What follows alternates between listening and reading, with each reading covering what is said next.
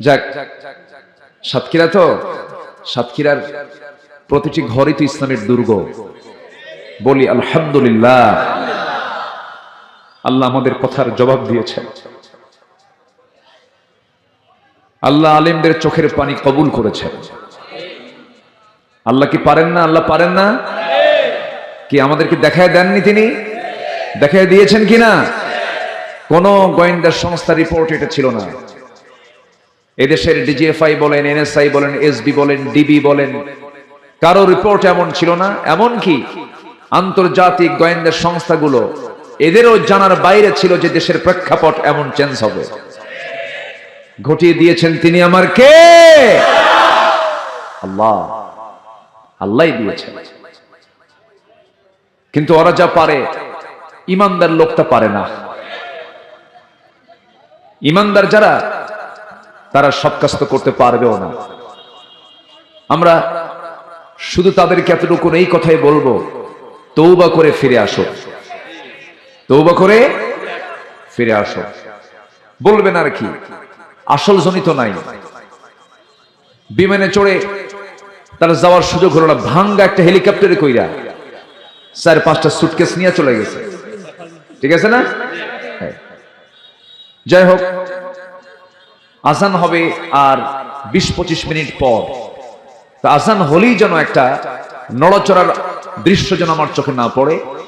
আমরা আজকে বৃহত্তর দিক তাকিয়ে পরিবেশ পরিস্থিতির আলোকে আমরা সিদ্ধান্ত নিয়েছি মাহফিলে বসার আগেই। আমি একক না, আমি সবাইকে নিয়েই বসে আমরা একটা সিদ্ধান্ত নিয়েছি। চেয়ারম্যান মহোদয়ের সঙ্গে কথা বলেছি। আমরা আজকের মাহফিলটা নির্দিষ্ট নামাজের যে সময়, যদিও এটা উচিত না, কিন্তু মাহফিলের সৌন্দর্য রক্ষার্থে কোরআনের জন্যই আমরা নির্দিষ্ট সময়ের চাইতে আমরা 20 থেকে 25 অথবা সর্বোচ্চ 30 মিনিট পরে আমরা আজকে নামাজটা আদায় করব। এটা জোরে বলি ইনশাআল্লাহ। এটা নিয়ে কোনো ফতোয়া হবে না তো, আবার নড়াচড়া হবে না তো? আচ্ছা, আসো আমরা আলোচনার দিকে আস্তে আস্তে চলে যাচ্ছি। আমার খাদিমুল ভাই, তিনি আপনাদের সামনে মসজিদের উন্নয়নের জন্য অনেক চেয়েছেন, আপনারা অনেক দিয়েছেনও আলহামদুলিল্লাহ। কিন্তু উনি ব্যাগটা মনে হয় দেন নাই, চাদরটা মনে হয় দেওয়া হয়নি। দিয়েছিলেন কি না? ব্যাগ কি দেওয়া হয়েছিল? ভিতরে দেওয়া হয়েছিল? ও তাই, আচ্ছা। তাহলে আল্লাহর ঘর তো, আমি একটু মানে জাস্ট আপনাদেরকে একটু কষ্ট দিয়ে 2 মিনিট আল্লাহর ঘরের জন্য আমি একটু বলবো। দয়া করে কেউ রাগ করবেন না। কত বিড়ির টাকা বিড়ি খায় শেষ হয়ে যায়। একটু একটু আজকে নয় বিড়ি খাইলেন না, 7 দিন না হয় বিড়ির ব্যাপারে একটু হরতাল করলেন। একটু ব্যাগ যাবে কই? ব্যাগগুলো দেন। ব্যাগগুলো যাবে 2 থেকে 3 মিনিট, যে যা পারি। আমার মা বোন যারা আসছেন তারাও সবাই আমরা দিল থেকে আল্লাহর ঘরের জন্য, এই যুব সমাজ দুবার আয়োজন করে দুবারই ধাক্কা খেয়ে গেছে, পারে নাই। এই মাহফিলটার তারা আয়োজন করেছে। আরিফ নামে একটা ছেলে তো দুনিয়াতেই নাই।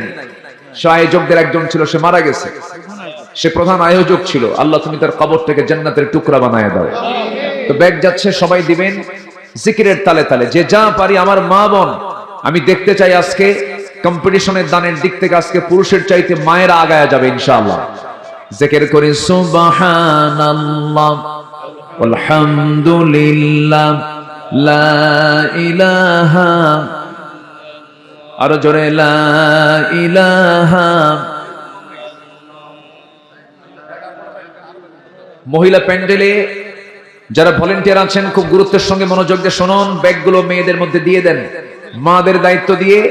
যে যা পারে, আমার মা আপনার আঁচল থেকে আপনার মনের আশা কি, সে আশাটাকে আগে মাথায় নিয়ে লালন করে নিয়ত করবেন, আগে দিবেন। ফের অবশ্যই এতগুলো মানুষের দান, এর সাথে আপনার দান মিশে যাবে। অবশ্যই আল্লাহ পাক দোয়া কবুল করবেন ইনশাআল্লাহ। তো যাচ্ছে ব্যাগ, সবাই দিবেন। আপনার যে কোনো সমস্যা নিয়ত করেন, নিয়ত করবেন আপনি, কবুল করবেন কে? আল্লাহ। জিকির করেন সুবহানাল্লাহ আলহামদুলিল্লাহ লা ইলাহা, সুবহানাল্লাহ আলহামদুলিল্লাহ, আরো জোরে লা ইলাহা। সুবহানাল্লাহ ওয়ালহামদুলিল্লাহ। আরো জোরে লা ইলাহা, আরো জোরে লা ইলাহা সুবহানাল্লাহ ওয়ালহামদুলিল্লাহ।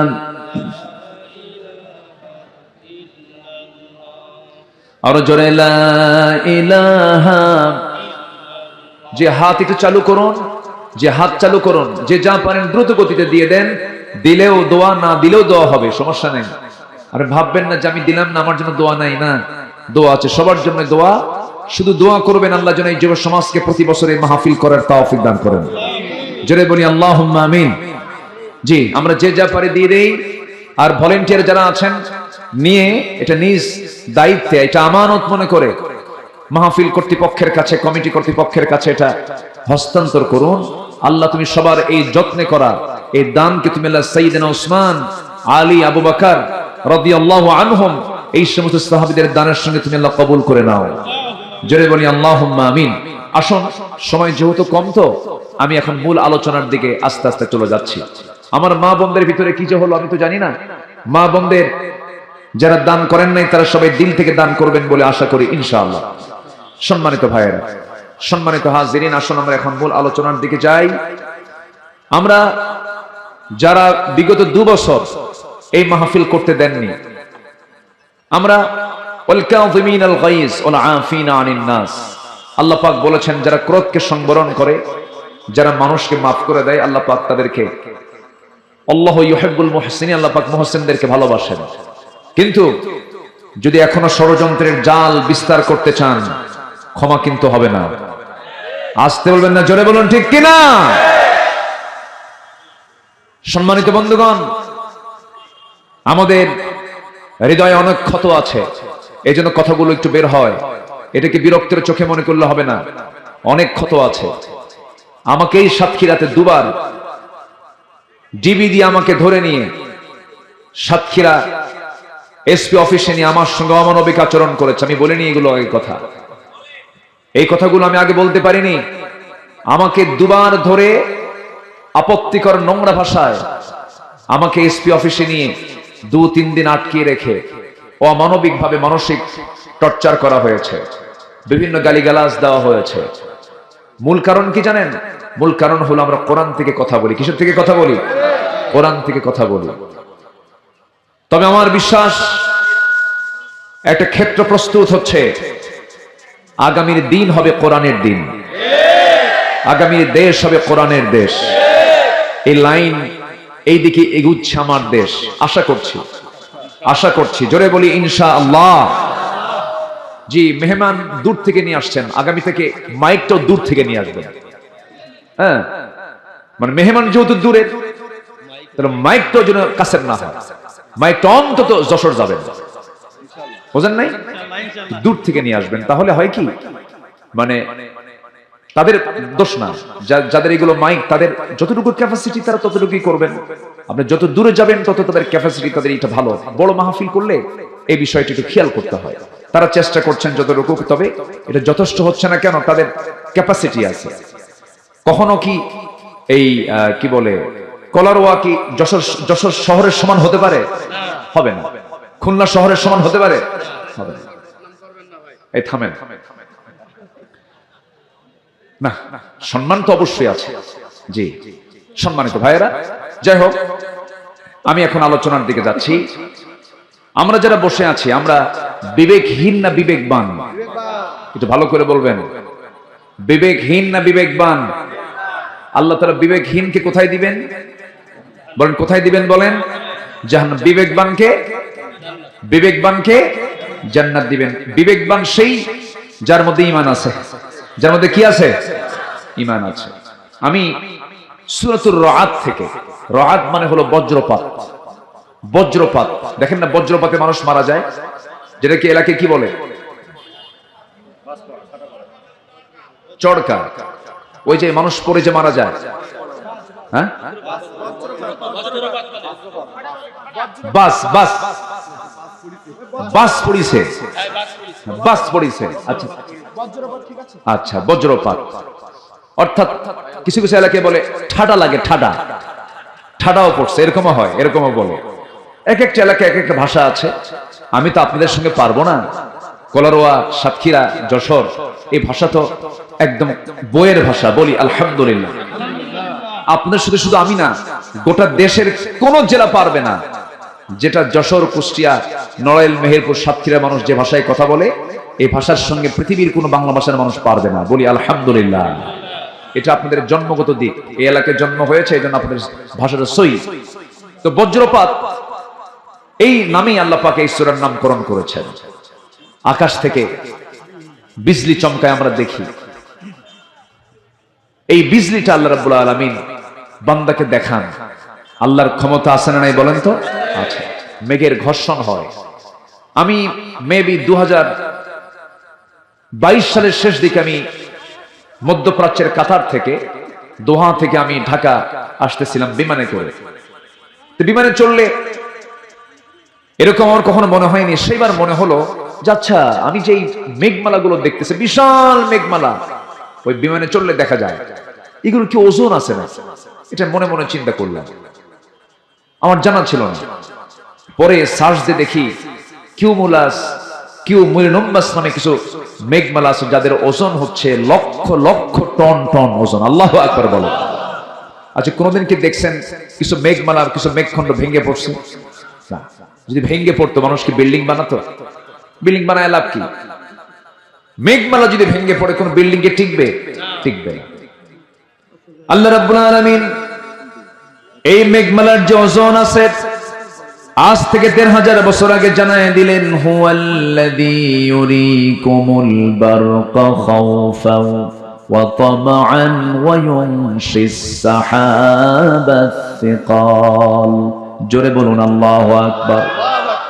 তিনি সেই মহান প্রভু যিনি আকাশে মেঘমালাকে উত্থিত করেছেন, ওজন করে উত্থিত করেছেন, ওজন করে রেখে দিয়েছেন। ওজন, মেঘমালার যে ওজন আছে পৃথিবীর মানুষ আগে জানতো না, হালে এসে প্রমাণ করেছে, কোরআন জানিয়ে দিয়েছে আজ থেকে ১৫০০ বছর আগে। জোরে বলি সুবহানাল্লাহ। আমার নবী যদি বিমানে চড়েন নাই, আমার নবী যে মেঘমালা নিয়ে তিনি কোনো গবেষণাও করার সুযোগ পান নাই। অতএব রাসূলকে এটা জানার কথা না, জানিয়ে দিয়েছেন রাসূলকে বিশ্ববাসীর জন্য। কে জানিয়ে দিয়েছেন? আল্লাহ জানিয়ে দিয়েছেন। এরকম করে বহু তথ্য আছে কোরআনে, যেটা আজকে বিজ্ঞান এসে এটাকে প্রমাণ করছে। মানে বিজ্ঞান প্রমাণ করছে না, বিজ্ঞান কোরআন থেকে ধার নিয়ে এটাকে গবেষণা নিয়ে আসতেছে। বলি আলহামদুলিল্লাহ। বিজ্ঞান তো কখনো কোরআনের ভুল ধরতে পারবে না, কোরআনই বিজ্ঞানের ভুল ধরে ফেলবে, এটাই স্বাভাবিক। কারণ কোরআনটা কার রচনা? কোরআনটা কার রচনা? আল্লাহর রচনা। যিনি আকাশ বানিয়েছেন, যিনি জমিন বানিয়েছেন, তিনি কোরআন নাযিল করেছেন। জোরে বলে সুবহানাল্লাহ। সম্মানিত ভাইয়েরা, সম্মানিত বন্ধুগণ, উলুল আলবাব, এটা কি বলা হলো? বিবেকবান। আল্লাহ তাআলা বিবেকবান বান্দা কারা, তাদের একটা চিত্র সূরা রা'দের মধ্যে করে দিয়েছেন। যদি এই বিবেকবান বান্দার গুণের মধ্যে যদি আমাদের গুণ যদি মিলে যায়, তাহলে ভাববো যে আমরা জান্নাতে যাচ্ছি। জোরে বলে সুবহানাল্লাহ। ৯টা গুণ, যার মধ্যে ৯টা দিক থেকে যাবে, ৯টা বৈশিষ্ট্য থেকে যাবে, সে হচ্ছে বিবেকবান। কোরআনের দৃষ্টিতে সূরা রা'দের কয়েকটা আয়াতকে সামনে রেখে আমি কথা বলছি। সূরা রা'দের ১৯, ২০, ২১, ২২ এই ৪টি আয়াতে প্রকৃত বিবেকবান কারা, তাদের চিত্র, তাদের কিছু গুণ, তাদের কিছু বৈশিষ্ট্য আল্লাহ পাক তুলে ধরেছেন। আমরা একটা একটা করে শুনবো। আল্লাহ পাক কি সুন্দর করে বলছেন। আল্লাহ রাব্বুল আলামিন বলেন, أفمن يعلم أنما أنزل إليك من ربك الحق كمن هو أعمى إنما يتذكر أولو الألباب জোরে বলুন আল্লাহু আকবার। উলুল আলবাব কারা? বিবেকবান কারা? উলুল আলবাব হলো আরবি শব্দ, যার বাংলা হচ্ছে বিবেকবান। বিবেকবান কারা? যাদের মধ্যে ৯টা বৈশিষ্ট্য খুঁজে পাওয়া যাবে। নাম্বার 1 হলো আল্লাযীনা ইউফুনা বিআহদিল্লাহি ওয়া লা ইয়ানকুদুনাল মিসাক والذين يصلون ما أمر الله به أن يوصل ويخشون ربهم জোরে বলুন আল্লাহু আকবার, জোরে বলুন আল্লাহু আকবার।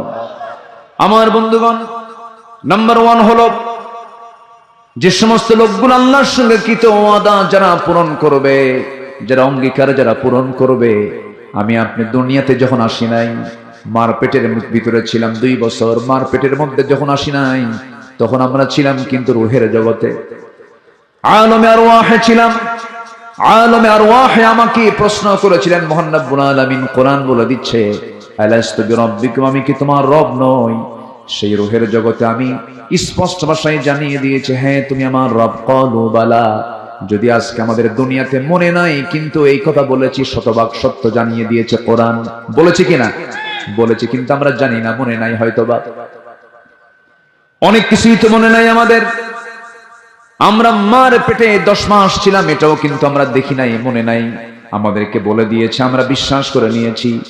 মার পেট থেকে দুনিয়াতে এসেছি, 2টা বছর দুধ পান করেছে, এটাও কারো মনে নাই, কিন্তু বিশ্বাস করে নিয়েছে। আমাকে জানিয়ে দিয়েছেন মা, আমাকে লোকজন বলেছেন তুমি এই মায়ের দুধ পান করেছো, বিশ্বাস করে নিয়েছি।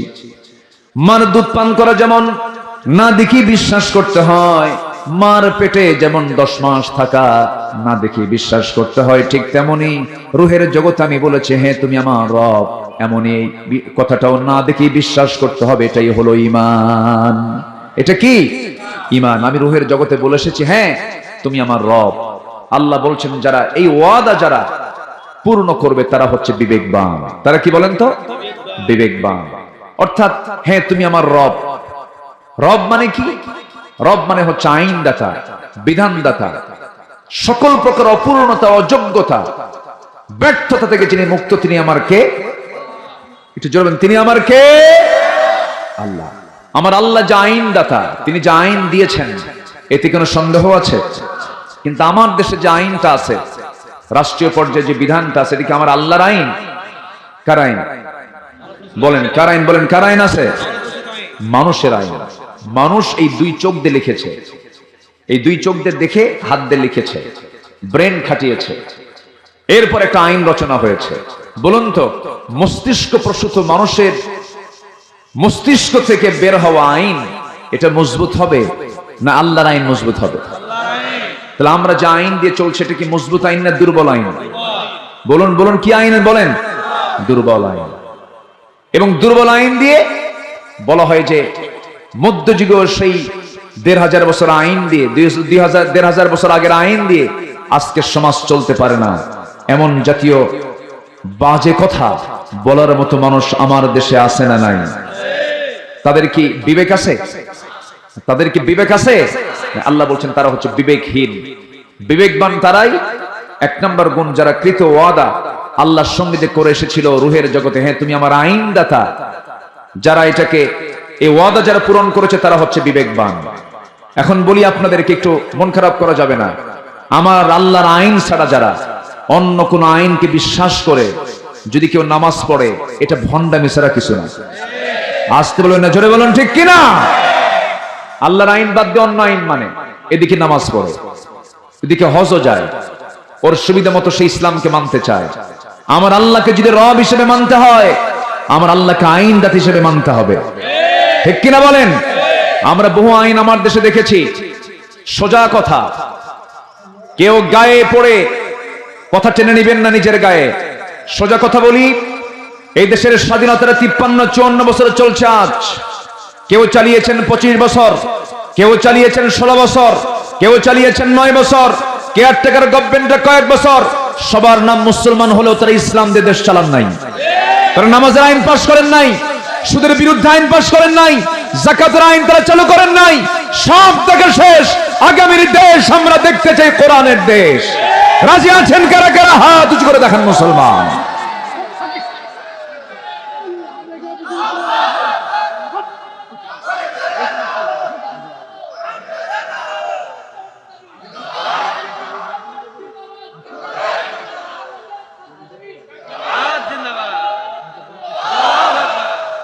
তাফসীর মাহফিল জিন্দাবাদ। আল্লাহ কবুল করুন, জোরে বলি আমিন। আজান হচ্ছে, আচ্ছা, আজান হলে সবার পক্ষ থেকে দুই একজন জবাব দিলেই তো হয়ে যাবে, সমস্যা নেই। আমি শুনেছি তো এই আজানটা মুখে দিলেই হতো, কাছাকাছি ছিল। যাই হোক, দিয়ে ফেলেছেন মুরব্বী। আবার দেখেন তো বেশি লম্বা যেন না করে, আবার মানে বেশি লোক দেখলে আবার বেশি লম্বা হয়ে যায়। জি, সম্মানিত ভাইয়েরা, আসুন আমরা আবার আলোচনার দিকে ফিরে যাচ্ছি। তাহলে সব দেখা তো আমরা শেষ করেছি, কেউ তো কোরআনের আইন তো চায় না। এই পর্যন্ত যারাই ছিল তারা কি কোরআনের আইন কি সমাজে চালু করেছে? চালু করেছে। ওদের দুর্বলতা, ওরা বলে যে কোরআনের আইন দিয়ে আজকের দুনিয়া চলে না। এই জাতীয় কথাগুলো তারা জাতিকে বারবার বলে কান ভার করতে চায় না।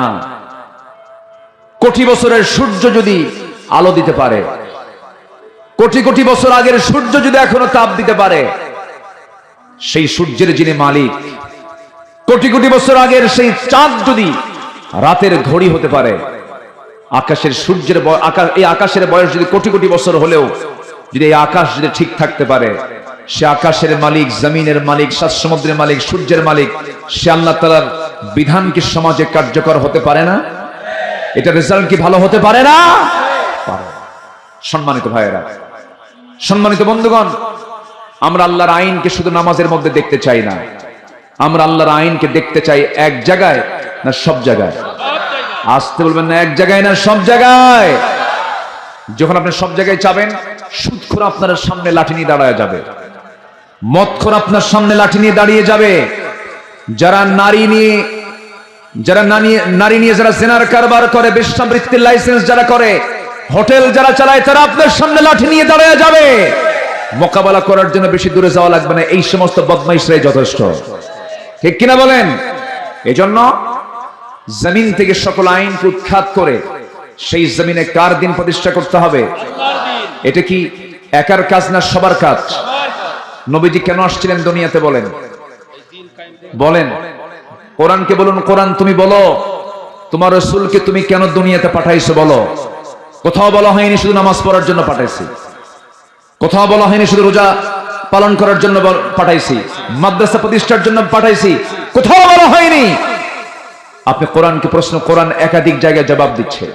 কোরআন বলতেছে, হুয়াল্লাযী আরসালা রাসূলাহু বিল হুদা ওয়া দীনিল হক লিইয়ুযহিরাহু আলাদ দীনি কুল্লিহি ওয়া কাফা বিল্লাহি শাহীদা। আরেক জায়গায় বলছেন, ওয়ালাউ কারিহাল মুশরিকুন। জোরে বলুন আল্লাহু আকবার।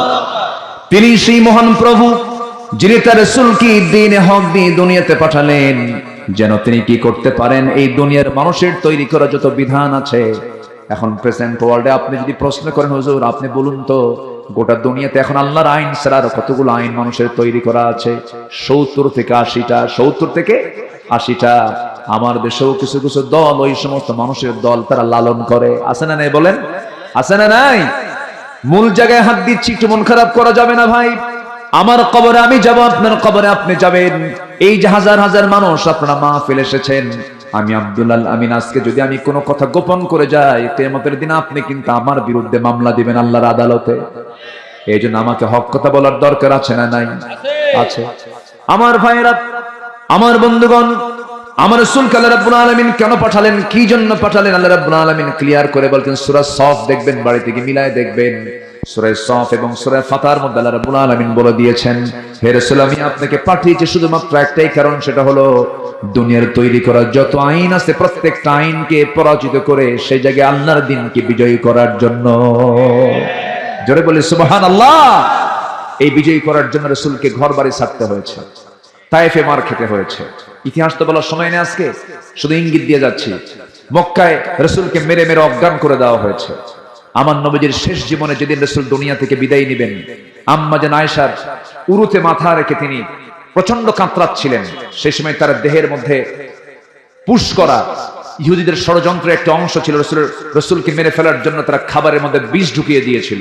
সেই বিষক্রিয়া দেখা দিচ্ছিল, প্রচন্ড জ্বর, রাসূল কাঁপতেছিলেন, ঘাম ঝরতেছিল শরীর থেকে, কপাল ঘেমে যাচ্ছিল। আমার নবীজি বলছেন, আয়েশা আমার বুঝি মৃত্যুর সময় চলে এসেছে, আমি মনে হয় দুনিয়া থেকে বিদায় নিয়ে নেব। তবে আয়েশা একটা কথা বলি, দেখো না, তুমি আমার মাথা থেকে শুরু করে পা পর্যন্ত দেখো, প্রত্যেকটা জায়গায় আমার আঘাতের চিহ্ন। আল্লাহু আকবার বলেন। আমার নবীর মাথা থেকে পা পর্যন্ত শুধু আঘাত আর আঘাতের চিহ্ন ছিল। বিশা আঘাতের চিহ্ন হয়েছিল তায়েফে। আমি তায়েফে যতবার যাই ততবার সেই জায়গাগুলো আমি ঘুরে ঘুরে দেখি আর রাসূলের স্মৃতিচারণ করি। রাসূলকে কেমনে মেরেছিল সেদিন তারা, যে রাসূল সূর্যের নিচে হাঁটলে পরে আল্লাহ পাক তার সম্মানে সূর্যের নিচে একখণ্ড মেঘ আল্লাহ পাক রেখে দিতেন। সেই নবীজি তায়েফে একা এমন মারা মারল রাসূলকে, নিয়তি তারা মেরেছে। চোকা চোকা পাথর নবীজির হাতের মধ্যে যখন হাত ঢুকতো, তুলার চেয়ে নরম ছিল আমার নবীর হাতগুলো। যখন মেরে দিয়েছে সেই পাথরগুলো, চোকা চোকা পাথর নবীজির মাথা থেকে পা পর্যন্ত লেগে লেগে ক্ষত বিক্ষত হয়ে গেছে। শরীরের ম্যাক্সিমাম রক্ত, মানুষের দেহে থেকে প্রায় 3 লিটার রক্ত, এর অর্ধেক রক্ত আমার নবীর মাথা থেকে গড়ে গড়ে পার তলা পর্যন্ত জুতার তলার সাথে জমাট বেঁধে গেছে। জুব্বাগুলো রক্তে লাল হয়ে গেছে। নবীজি মাথা চক্কর মেরে পড়ে গেছেন, সেন্সলেস হয়ে গেছেন। মালাকুল জিবাল এসে বলতেছে, ইয়া রাসূলুল্লাহ, শুধু আপনি অর্ডার করবেন, 2 দিকের পাহাড় দিয়ে চাপা দিয়ে আপনাকে বাঁচানোর জন্য এই তায়েফবাসীকে শেষ করে দেব। রাসূল বললেন, না, লা বাল আরজু, আমি আশা করি এই লোকগুলো যারা আমাকে মেরেছে তারা হয়তো ইসলাম কবুল না করলেও তার সন্তানরা ইসলাম কবুল করবে, আমি এদেরকে মাফ করে দিলাম। রাসূল তাদেরকে মাফ করে দিলেন। আমার নবীজির মাথা থেকে পা পর্যন্ত ক্ষত বিক্ষত চিহ্ন ছিল। বললেন, আয়েশা, এই যে আমার গোটা শরীরে তুমি ক্ষত বিক্ষত হওয়ার চিহ্নগুলো দেখতেছো, তায়েফে আমি মার খেয়েছি, উহুদে আমাকে মেরে দেখো সামনের 2টা দাঁত নাই। খন্দকের পরীক্ষা খনন করতে গিয়ে আমি খাবার পাই নাই, আমার সাহাবীরাও খাবার পায় নাই। সাহাবীগুলোকে নিয়ে যখন পরীক্ষা খনন করছিলাম, আয়েশা দেখো কোদাল মারতে মারতে 4টা দিন না খাওয়া, আমার আজকে এই যে কোমরটা বাঁকা হয়েছে, আজ পর্যন্ত কোমর সোজা করতে পারি নাই। আমার ভাইয়েরা, দিন কায়েমের সংগ্রাম করতে গিয়ে যদি গোটা শরীরে আঘাতের চিহ্ন নিতে হয়, দাঁত ভাঙতে হয়, দেশ ছাড়তে হয়, হামলা মামলা খেতে হয়, কোমর কুঁজা করে ফেলতে হয়, কোমরটা হারাতে হয়, বিশ্বনবীর মতো জায়গা থেকে যদি এমনটা কষ্ট করতে হয়, সেই জমিনে দিন কায়েমের জন্য আমাদেরও প্রচেষ্টার দরকার আছে না নাই? শুধু মিষ্টি খাওয়া সুন্নাত, দুপুর পরে ঘুমানো সুন্নাত, মাথায় টুপি দেওয়া সুন্নাত, আতর লাগানো সুন্নাত, সুরমা লাগানো সুন্নাত, এই সুন্নাতকে আপনি এক পাল্লায় দিয়ে দেন, আর নবীর দাঁত ভাঙা সুন্নতকে এক পাল্লায় দিয়ে দেন, দাঁত ভাঙা সুন্নতের ওজনটাই বেশি ভারী হয়ে যাবে। সামনের দিনে আমাদের একটাই লক্ষ্য হলো, কোন কথা মানবো না, কোন আইন মানবো না, কোন বিধান মানবো না, কোন ব্যক্তি মানবো না। একটাই কথা হবে, এই জমিন যার, হুকুম চলতে হবে তার। ঠিক কিনা? এটাই হচ্ছে 1 নম্বর ওয়াদা। যারা বিবেকবান তারা আল্লাহর সঙ্গে কৃত অঙ্গীকার তারা পূরণ করবে। আরো আছে 9টা। তাফসীর মাহফিল তো এটা কোরআন থেকেই কথা বলা দরকার, ঠিক কিনা বলেন?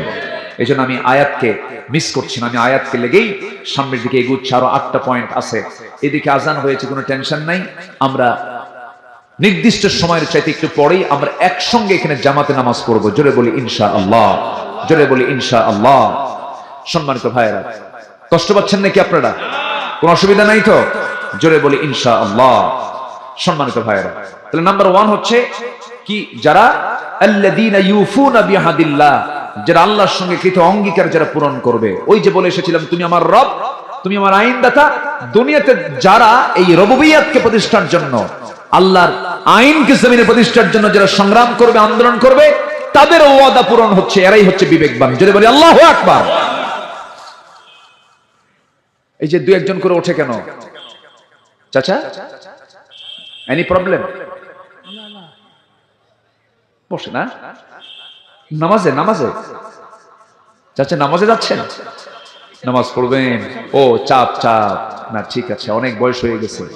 জি, যারা মাযুর তারা ঠিক আছে, কিন্তু দাড়ি কাছা গেলে কিন্তু খবর আছে। বসেন, কেউ যাবেন না, কারণ মাহফিলের সৌন্দর্য রক্ষার দায়িত্ব কি বক্তার একার না সবার? আশপাশে যারা আছেন সবাই পাহারা দিবেন, মাহফিল যেন দোয়া পর্যন্ত ঠিক মতো আমরা যেন সুন্দর করে সম্পন্ন করতে পারি। জোরে বলি আমিন। এদিকে জনসভা না ইবাদতের জায়গা? বলেন বলেন বলেন বলেন, কিসের জায়গা? ইবাদতের জায়গা। এটা মনে করে আমরা বসবো, অগণিত সওয়াব অগণিত সওয়াব, যে সওয়াবের কোনো গণনা হবে না, অগণিত সওয়াব আল্লাহ পাক ফেরেশতার মাধ্যমে লিখতেছেন। বলি আলহামদুলিল্লাহ। এক নাম্বার চলে গেল। নাম্বার 1, যারা ওয়াদা ভঙ্গ করে না। যারা কি ভঙ্গ করে না বলেন?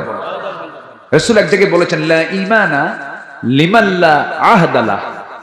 তার ঈমানই নাই যার ওয়াদা নাই।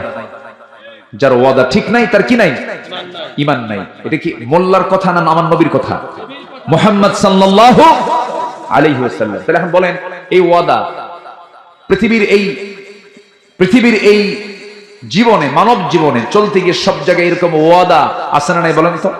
আছে। যেরকম ব্যবসা করতে নিয়ে ওয়াদা করতে হয়, কথা বলতে নিয়ে ওয়াদা করতে হয়, কোন একটা জায়গায় যাব ওয়াদা করতে হয়। প্রত্যেকটা জায়গায় কিন্তু একটা ওয়াদা থাকে। এই ওয়াদা যারা ঈমানদার তাদের কখনো ওয়াদা ভঙ্গ হবে না। আর যার ওয়াদা ভঙ্গ হয় সে কি বিবেকবান না বিবেকহীন? বলেন, বিবেকবান না বিবেকহীন? আপনি একটা ব্যক্তির সঙ্গে ওয়াদা করেছেন, ভাই তুমি আমার থেকে 2 লক্ষ টাকা পাও, আমি তোমাকে অমুক দিন দেব। এই কথাকে পুঁজি করে সেই লোকটা বলছে, ভাই একজন লোক আমাকে 2 লক্ষ টাকা দেওয়ার কথা, এই টাকাটা আমি তোমাকে অমুক দিন আমাকে একজন দেবে, এর পরের দিন আমি তোমাকে দেব। তাহলে আপনার এই ওয়াদার কারণে তিনি আরেকজনকে ওয়াদা করেছেন, আরেকজনকে তিনি আবার ওই টাকাটা দিবেন, তিনি আবার আরেকজনকে বলেছেন। যিনি শুরুতে ওয়াদা ভঙ্গ করলেন সে কি বিবেকবান না বিবেকহীন? আচ্ছা, মানুষের ঈমানের চেক হয় নামাজে না লেনদেনে? ভালো করে বলবেন, ভালো করে বলবেন। মানুষের ঈমানের চেক হয় নামাজে না লেনদেনে? ও, নামাজের দরকার নেই, বলতে হবে নামাজেও লেনদেনেও। নামাজ ঠিক আছে কিন্তু লেনদেন উল্টা পাল্টা আছে কিনা বলেন তো? ও কি বিবেকবান না বিবেকহীন? বিবেকবান না বিবেকহীন? বিবেকহীন। আমার বন্ধুগণ, এখন এই সমস্ত আলোচনার ভিতরে একটা হাদিস আমাকে ঢুকাতেই হচ্ছে। আমার বন্ধুগণ, রাসূল বলেছেন, আয়াতুল মুনাফিকি সালাস। মুনাফিককে চেনার জন্য 3টা সিম্পটম তোমরা দেখবা। যদি 3টা সিম্পটম কারো মধ্যে পাও, সে লোকটা মুনাফিক। নাম্বার 1, ইদা ওয়াদা আখলাফা, যখন সে ওয়াদা করে ওয়াদা ভঙ্গ করে।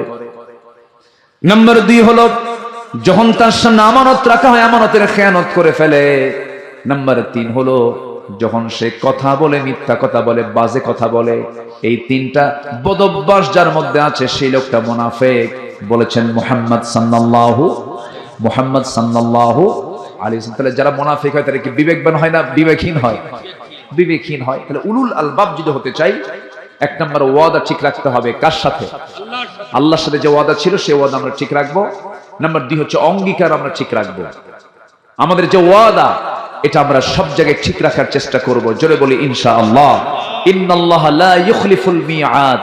আল্লাহ তাআলা নিজেও কখনো ওয়াদা ভঙ্গ করেন না। আমরাও সে আল্লাহর গুণটা লালন করব। আমরা কখনো ওয়াদা ভঙ্গ ইচ্ছা করে কখনো ভঙ্গ করব, অনিচ্ছাই হতে পারে। বান্দার ভিতরে তো অনেক সময় বান্দাই তো পারে না, আর সব পারেন কে? আল্লাহ। কিন্তু আপনি চেষ্টা করার পরেও আপনি পারেন নাই, এটা আল্লাহ পাক আপনাকে মাফ করতে পারেন। কিন্তু প্ল্যান করে আপনি ওয়াদা করে ওয়াদা পূরণ করছেন না। বলুন তো, একটা প্রশ্ন করে, আজকের সমাজে যে টাকা ঋণ দেয় সে বিপদে, যে টাকা ঋণ নেয় সে বিপদে। বলেন বলেন, এটা কি একটা আদর্শ সমাজের বৈশিষ্ট্য? এটা বলেন তো। যে দেয় সে বিপদে, আর যে নেয় সে নিরাপদে। সে কি বলেন? সে নিরাপদে। যারা ব্যবসায়ী না তারা আমার আজকের আলোচনায় খুব খুশি হচ্ছেন। ভালো করে কম, হালকা তো করেও টাকা তুলতে পারি না। আল্লাহ তাআলা দেখেন কিভাবে সুন্দর করে কথাগুলো সাজাচ্ছেন। তো টাকা পায় একজন, বলতেছে, ভাই তুমি আমার থেকে টাকা নিলে অমুক দিনের কথা বলে, আজকে তো দেওয়ার কথা, তুমি দাও কেন? তুমি আরেকদিন আসো। পরপর 3 দিন না করছে, একদিন বলেই ফেলতেছে, সত্যি করে বলি, ভাই তুমি কি আমাকে টাকা দিবা? তুই কি এখনো বুঝোস না আমি টাকা দেবো কি দেবো না?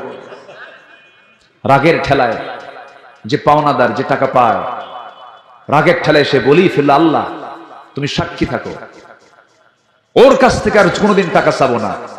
যা, তোর কাছ থেকে যে টাকা পাই সেই টাকা আমি হাসরের দিন তুলে নেব। জবাবে কয়, লম্বা ডেট পাইলাম। কি ডেট পাইলাম? লম্বা ডেট। তাহলে বলেন, এদের কি ঈমান আছে? আজ থেকে এদের কি ঈমান আছে? আজকে সমাজটা কোথায় চলে গেছে দেখেন। আমার বন্ধুগণ, আল্লাহ রাব্বুল আলামিনের জন্য বলছেন বিবেকবান হও। বিবেকবান যদি হতে পারো আমি তোমাকে জান্নাত দিয়ে দেব। আপনি একজনকে ঠকাচ্ছেন, কিন্তু আপনি তো ঠকাচ্ছেন না, আপনি নিজেই ঠকে যাচ্ছেন, আপনি নিজেই হেরে যাচ্ছেন। আমার ভাইরা, কোন অফিসার যদি সরল হয় মানুষ তাকে বোকা বলে, কিন্তু যে লোকটা ঘুষ খায় সে লোকটাকে চালাক বলে।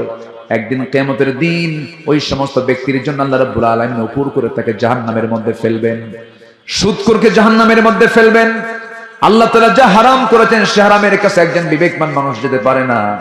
নাম্বার 3 হলো সম্পর্ক। আমরা পৃথিবীতে সবার আগে যার সঙ্গে গড়ব তিনি আমার কে বলেন?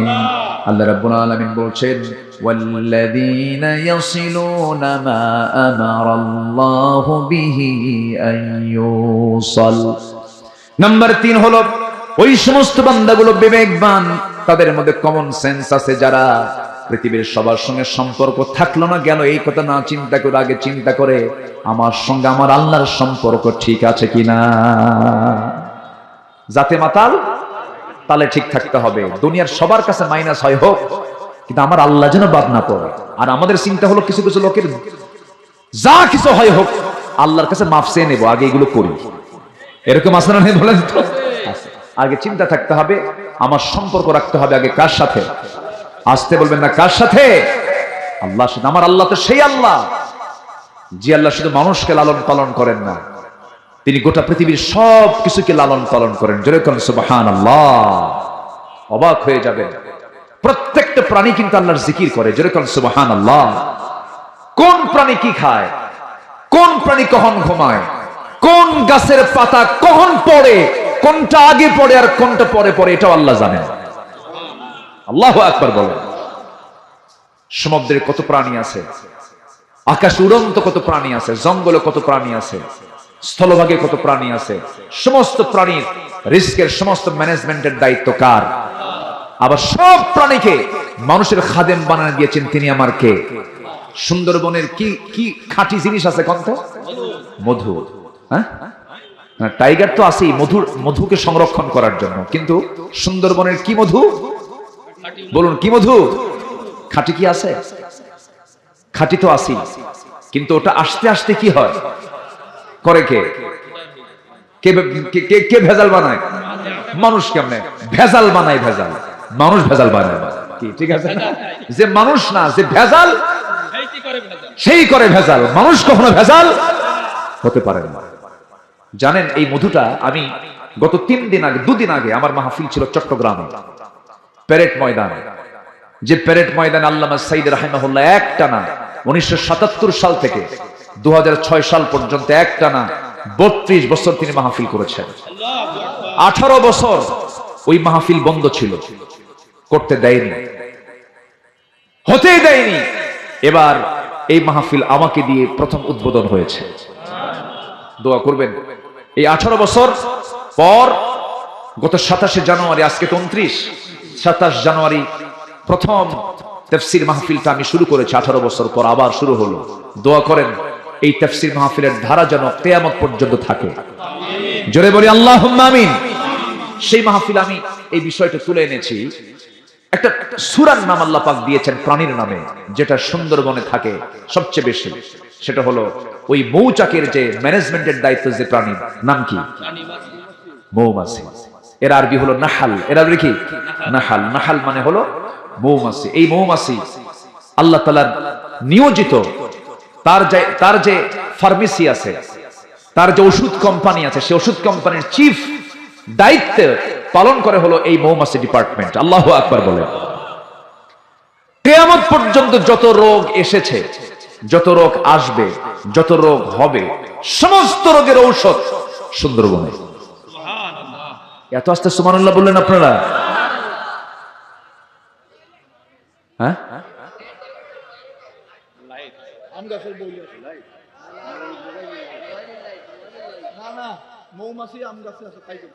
ও কোনো সমস্যা নাই তো?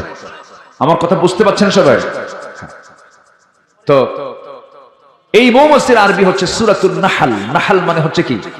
মৌমাছি। হ্যাঁ, ও এই আলো, আপনার মোবাইলে আলোটা ডিস্টার্ব করছে।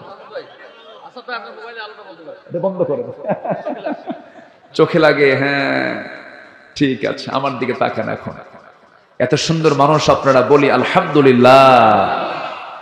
কি সুন্দর করে কোরআন তো কোরআনের আকর্ষণে যেখানে চুম্বক থাকে, আশেপাশের লোহা কি করে, সব চলে আসে চুম্বকের কাছে। কোরআন আছে যেখানে, ইমানদার আছে সেখানে। কি সুন্দর করে সব এসেছেন। আল্লাহর কসম, এটা কোনো ব্যক্তি আব্দুল্লাহ আল আমিনের আকর্ষণ নয়, কোরআনের আকর্ষণ। আল্লাহু আকবার বলেন। তো এই মৌমাছি আল্লাহ পাকের নিয়োজিত বাহিনী। এটা বলেন তো, এখানে যদি 100টা মৌমাছি যদি ছেড়ে দেওয়া হয়, থাকতে পারবেন? বলেন তো। আচ্ছা, মৌমাছি শক্তিশালী না আমি আপনি শক্তিশালী? আমরা। আচ্ছা, মৌমাছি বাদ দেন, রাতের বেলা যে ঘুমান, মশারি টাঙ্গায় ঘুমান। আচ্ছা, মশা শক্তিশালী না মানুষ শক্তিশালী? হ্যাঁ ঠিকই আছে একদিকে, কারণ মশা টাঙ্গায় না মানুষ টাঙ্গায়? মশারি টাঙ্গায় কে, মশা না মানুষ? কার ভয়ে? কি কথা কি বুঝতেছেন? আল্লাহ পাক একটা উদাহরণ দিয়েছেন, মশারও নাম আছে কোরআনে। কোরআনের মধ্যে মৌমাছির নাম আছে, আবার মশার নামও আছে। সূরাতুল বাকারার 26 নম্বর আয়াতে আল্লাহ পাক মশার কিছু কথা বলেছেন। আবু জেহেলরা বলল, তোমার আল্লাহর কাম নাই কাজ নেই, কোরআনের ভিতরে আবার মশার নাম নিয়ে আসা দরকার ছিল? কিন্তু মশার নাম যে আনছেন কেন, কি যে হিকমত আছে এর মধ্যে? নমরুদ তো আছে, আরো কিছু আছে, আমার দেশের ফেরাউনও আছে এর মধ্যে। দেখেন একটু বলি, মশা যখন মানুষকে কামড়ায়, আপনার শরীরে কিন্তু এমনি এমনি এসে পড়ে না, আপনি ধরে ফেলবেন। আপনার চোখকে ফাঁকি দেবার জন্য আগে মশা আগে জায়গা মতো যে চামড়ায় বসে, সেই চামড়ায় বসেই সে আগে এনেস্থেসিয়া করে।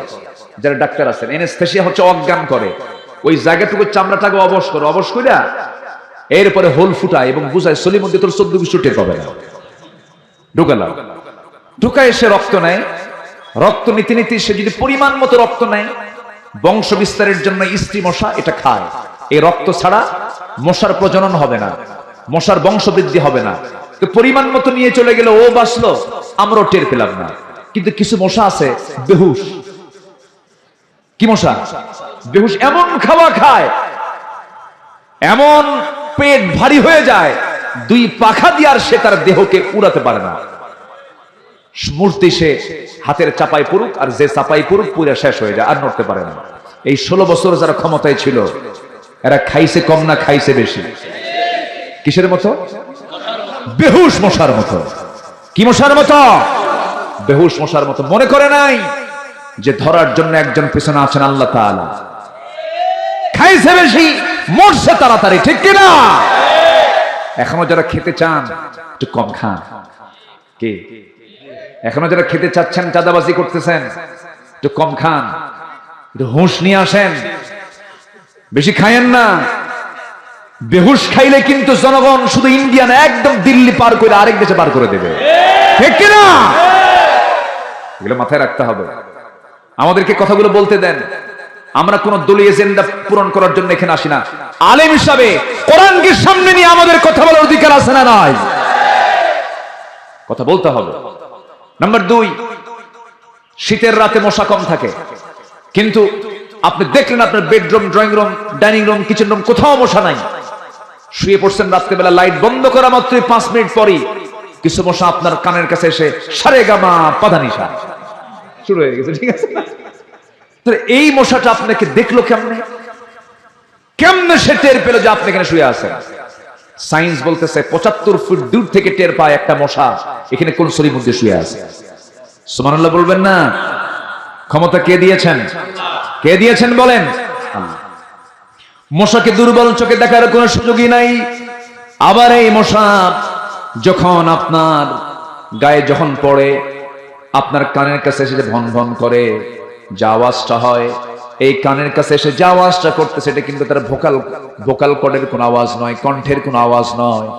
মাসে যে 2 পাখা নিয়ে ওড়ে, সেই পাখার আওয়াজ আপনার ঘুমটা নষ্ট হয়ে যায়। এই পাখা যে তার দেহে প্রত্যেকটা সেকেন্ডে সেকেন্ডে নড়ে, প্রত্যেক সেকেন্ডে প্রত্যেকটা মশা তার পাখা নড়ায়। সায়েন্স বলতেছে একবার নয়, 2বার নয়, প্রতি সেকেন্ডে 500 থেকে 600 বার পর্যন্ত মশা তার পাখা ঝাপটান মারে, যেরকম সুবহানাল্লাহ। প্রতি সেকেন্ডে কয়বার? 500 থেকে 600 বার। আজ পর্যন্ত কোন মেশিন, এত দ্রুতগামী মেশিন তৈরি হয়নি। সুবহানাল্লাহ বলবেন না? ইন্নাল্লাহা লা ইস্তাহি আন ইয়াদরিবা মাসালাম মা বাউদাতান, এবং বাউদাতান হচ্ছে ইস্তি মশা। মশা যে কামড়ায়, পুরুষ মশা কামড়ায়, ইস্তি মশা কামড়ায়। আল্লাহ পাক 1000 বছর আগে ইস্তি মশার কথাই বললেন। আল্লাহু আকবার বলেন। আচ্ছা গেল, এখন মৌমাছির দিকে আসে। মৌমাছির কথা বলছিলাম। এই মৌমাছি, তার ডিপার্টমেন্ট হলো মৌচাক। আল্লাহ পাক এই মৌমাছির মধ্যে আবার ক্লাস আছে, পুরুষ আছে, মহিলা আছে, কর্মী আছে, আবার অ্যাডমিনিস্ট্রেশন চালায়, প্রশাসন চালায়, এমন কিছু ডিপার্টমেন্টের কিছু মৌমাছি আছে। আল্লাহ পাক সবাইকে দায়িত্ব দেননি। এই দায়িত্ব দিয়েছেন হলো ফিমেল বি, যেটা ইস্তি মৌমাছি, যেটা আল্লাহ পাক তাকে ইঙ্গিত দিচ্ছেন। আল্লাহ রাব্বুল আলামিন বলেন, ওয়া আওহা রাব্বুকা ইলান নাহলি আন ইত্তাখিযি মিনাল জিবালি বুয়ুতা ওয়া মিনাশ শাজারি ওয়া মিম্মা ইয়ারিশুন। জোরে বলুন আল্লাহু আকবার। আল্লাহ রাব্বুল আলামিন ইস্তি মৌমাছিকে বলছেন, ইস্তি মৌমাছি, সুন্দর করে বাসা প্রস্তুত করো, গাছের ডালে, পাহাড়ের নিচে তোমরা সুন্দর করে বাসা বানাও, সুন্দর করে বাসা প্রস্তুত করো, সুন্দর করে বাসা তৈরি করে সেখানে মৌচাকে তোমরা মধুগুলা হরণ করো। আমার বন্ধুগণ, এই মৌমাছি যখন কোন মৌচাকে মধুগুলো নিয়ে আসে, আল্লাহ রাব্বুল আলামিন সেই পথ তৈরি করে দিয়েছেন। সুম্মা কুলি মিন কুল্লি সামারাতি ফাসলুকি সুবুলা রাব্বিকা দুলুলা। জোরে বলুন আল্লাহু আকবার। নাম্বার 3 হলো, আমরা সবাই জানি মৌমাছি মনে হয় তার মধু মুখে বহন করে মৌচাকে ঢেলে দেয় না। এই মৌমাছির পেট থেকে মধু বের হয়। মৌমাছির কি থেকে মধু বের হয়? পেট থেকে মধু বের হয়। নিখুঁত গবেষণার মাধ্যম দিয়ে প্রমাণ করেছে আজকে বিজ্ঞান, মধু বের হয় মৌমাছির পেট থেকে। অর্থাৎ প্রত্যেকটা মৌমাছি আগে মধুগুলোকে খেয়ে নেয়, এরপরে পেটে ঢোকে, পেট থেকে সে বের করে ফেলে। এটা বিজ্ঞান বলছে তাহলে, অথচ 1500 বছর আগে মহান রব্বুল আলামিন বলছেন, ইয়াখরুজু মিন বুতুনিহা শারাবুন মুখতালিফুন আলওয়ানুহু ফীহি শিফাউন লিন-নাস ইন্না ফী যালিকা লাআয়াতান লিকাওমিন ইয়াতাফাক্কারুন। তিনি সেই মহান রব, যিনি ওই মৌমাছির পেট থেকে এমন পানীয় বের করেন যার রং ভিন্ন ভিন্ন, যাতে রয়েছে মানুষের জন্য সমস্ত রোগের ঔষধ। মরা রোগ ছাড়া, মরে যাওয়া রোগ ছাড়া এমন কোন রোগ নাই যে রোগের ঔষধ ওই মৌচাকের মধুর মধ্যে নাই। এই দৃশ্যগুলোই, দৃষ্টান্তগুলো দিয়েছেন তিনি আমার কে। জোরে বলুন তিনি আমার কে। আমরা 1 কেজি মধু কত দিয়ে কিনি বলেন? 700, 800, 1200। দেখেন, 1 পাউন্ড মধু বানাতে 550 মৌমাছিকে প্রায় 20 লাখ ফুলে ভ্রমণ করতে হয়। 1 পাউন্ড মধু তৈরিতে 550 মৌমাছিকে প্রায় 20 লাখ ফুলে যেতে হয়, ভ্রমণ করতে হয়। একটা কর্মী মৌমাছিকে 80,000 কিলোমিটার পথ অতিক্রম করতে হয়। গবেষণার তথ্যে এসেছে 1 পাউন্ড মধু তৈরিতে 14.5 লক্ষ কিলোমিটার পথ অতিক্রম করতে হয়, যা দিয়া পুরা পৃথিবীকে 3 বার প্রদক্ষিণ করা যাবে। এত বড় মেহনতের মধ্য দিয়ে মাত্র 1 পাউন্ড মধু আল্লাহ পাক মৌমাছিকে দিয়ে তৈরি করে নেন। জোরে বলেন সুবহানাল্লাহ। আর সেই মৌমাছির মধু যদি কেউ ভেজাল করে, ওর তো ফাঁসি হওয়া দরকার। আস্তে কোন কেন, ঠিক কিনা? আজকে যদি আমরা আল্লাহর হুকুম মেনে চলতাম, কোনো অসুখই হতো না। আমরা হুকুম মানে না তো, আমরা সেইভাবে চলি না তো, আমরা উল্টা পাল্টা করি, সব ভেজাল বানায় ফেলি। আল্লাহ তুমি সবাইকে বোঝার তৌফিক দিয়ে দাও। এই মৌমাছি যে মৌচাকে মধু রাখে, সেখানকার স্বাভাবিক তাপমাত্রা থাকতে হবে হলো 35 ডিগ্রি সেলসিয়াস। এখন আমাদের এখানে জায়গায়, এই কলমটা দেখি, মোবাইল দেখে বলেন তো একজন, কত আছে তাপমাত্রা এখন? ধরেন 17, 18, 19, 20, 26। এখন 26 ডিগ্রি সেলসিয়াস এখানে তাপমাত্রা। প্রত্যেকটা মৌমাছির মৌচাকে সাধারণ তাপমাত্রা থাকতে হয় হলো 35 ডিগ্রি সেলসিয়াস। এখন যদি 30 ডিগ্রিতে আসে, 30 ডিগ্রিতে আসলে সে কি করে জানেন? তার যে ডানাগুলো আছে, পাখা, পাখাগুলো ঝাঁপিয়ে এর তাপমাত্রা একসঙ্গে সবগুলো একসঙ্গে কি করে, খালি পাখা ঝাপড়া, তখন তাপমাত্রা বেড়ে যায়। যেরকম সুবহানাল্লাহ। আবার যদি তাপমাত্রা যদি বেড়ে যায় তখন করে পাখাটা উল্টা করে আবার ঝাপটায়, উল্টা করে ঝাপড়ায় ভিতরের যে গরম ভাবটা এটা বের করে দিয়ে আবার 35 ডিগ্রি সেলসিয়াস তাপমাত্রা নিয়ে আসে। কেউ তো সুবহানাল্লাহ বললেন না? সব কার কুদরত? সব প্রাণী হুকুম মানে কার? আর মানুষ হুকুম মানে কার? আল্লাহ।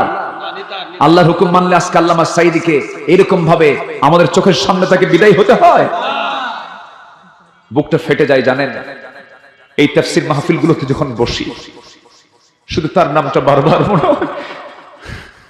এই লোকটা এদেশের জন্য যে কত বড় সম্পদ ছিলেন, কত বড় নিয়ামত ছিলেন,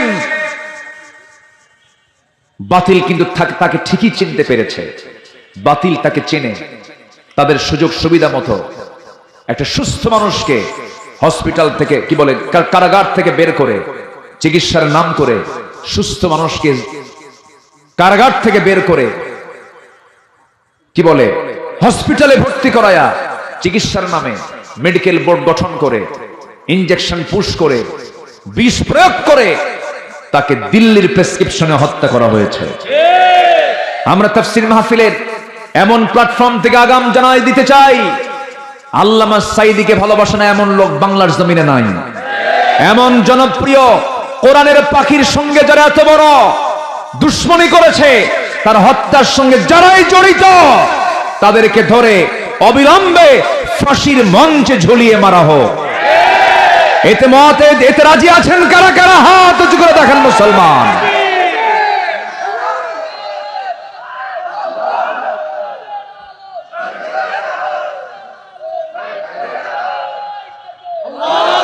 আলেম ওলামা যেখানে,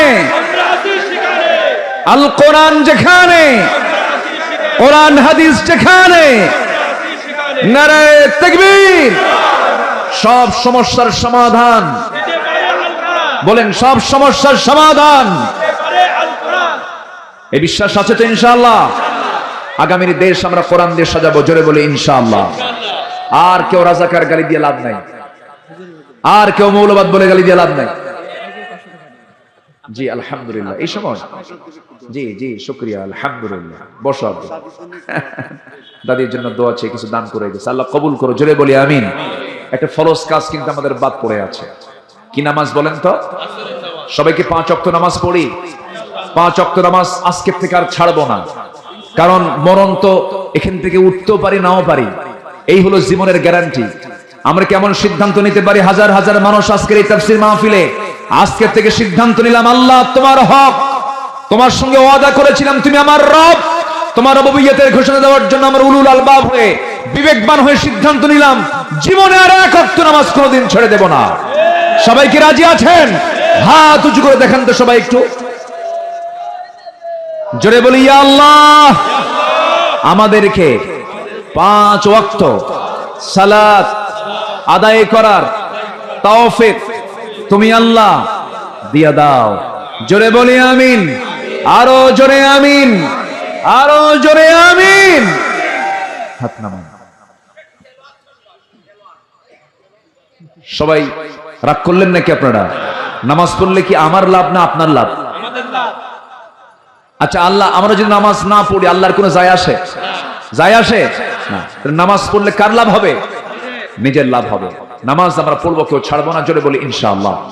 আমি যদি আর কিছু সময় নেই, নামাজটা বড় ঝুঁকিপূর্ণ হয়ে যাবে।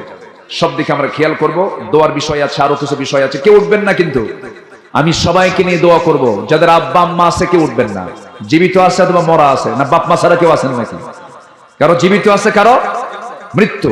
সবাইকে নিয়ে আমরা দোয়া করবো। একটা লোক উঠবেন না, সবাইকে নিয়ে আমরা ধীরে ধীরে দোয়ার দিকে যাচ্ছি। শুধু পয়েন্ট আকারে উলুল আলবাব কারা?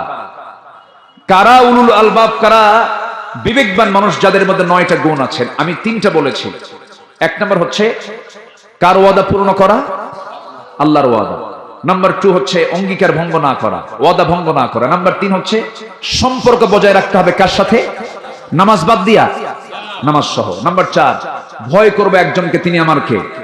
নাম্বার 5 বিচার দিবসকে ভয় করব। নাম্বার 6 ধৈর্য ধরব। নাম্বার 7 নামাজ কায়েমের সংগ্রাম করব।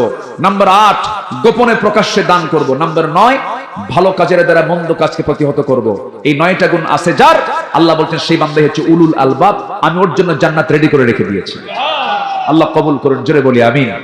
যারা আলেম ওলামা আছেন তারা আলোচনা একটু হলেও তারা হকটা পেয়েছেন। আমি চেষ্টা করেছি। এখন আসুন আমরা এখন কোনো কথা নাই, দোয়ার দিকে যাব। চাইবো কার কাছে বলেন তো? আল্লাহর। সবাই বলি সুবহানাকাল্লাহুম্মা ওয়া বিহামদিকা আশহাদু আল্লা ইলাহা ইল্লা আনতা আস্তাগফিরুকা ওয়া আতুবু ইলাইকা। চিৎকার মেরে বলি আল্লাহ, আমার জীবনের সাগীরা কবীরা, ছোট বড় সব গুনাহ তুমি আল্লাহ মাফ করে দাও। জোরে বলুন ইয়া রাব্বাল আলামিন। জি, আপনি দোয়া করে দেন, আপনি দোয়া করেন, আপনারা দোয়া করেন।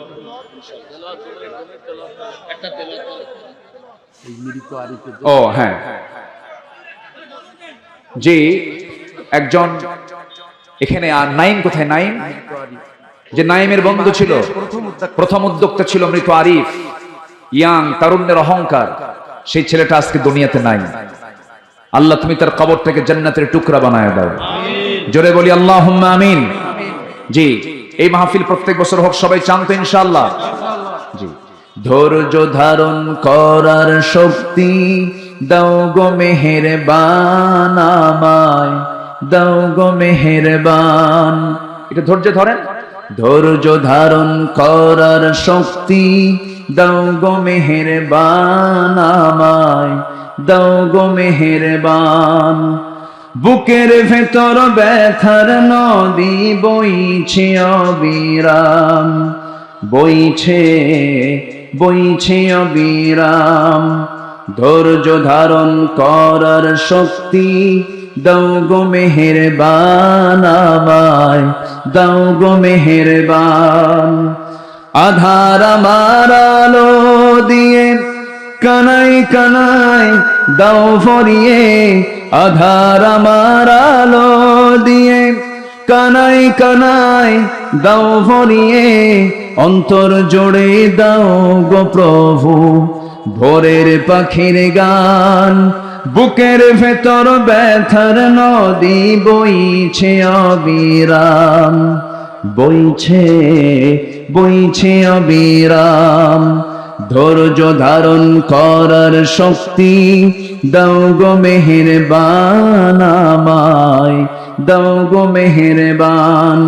ফাগুন কেড়ে নেয়া চতর আষাঢ় করে দাও, গাছে গাছালির শীতল ছায়ায় জীবন ভরে দাও আমার, জীবন ভরে দাও। ধৈর্য ধারণ করার শক্তি দাও গো মেহেরবান আমায়, দাও গো মেহেরবান।